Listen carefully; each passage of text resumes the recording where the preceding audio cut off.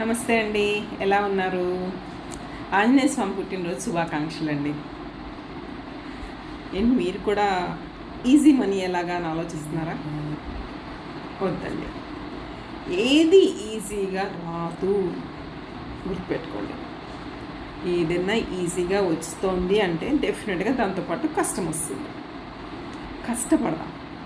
దాంతో మనకి సంపాదించేది రూపాయే కావచ్చు, పక్కవాడు 10 రూపాయలతో మీరు కంపేర్ చేసుకోకండి. ఈ రూపాయి సంపాదనలో తృప్తి ఉంది. గుర్తుపెట్టుకోండి, ధార్మికంగా న్యాయబద్ధంగా మీరు సంపాదించినటువంటి రూపాయి ద్వారా మీరు 10 పైసలే పక్కవాడికి దానం చేసినా మీకు ఇచ్చేటువంటి తృప్తి పుణ్యం డిఫరెంట్ అండి. కోట్లు ఉన్నవాడి కోట్లు దానం చేస్తాడు, సో వాడు 1,00,000 రూపాయలు ఇచ్చాడు కదా అని కంపారిజన్ అవ్వద్దు. మన లెవెల్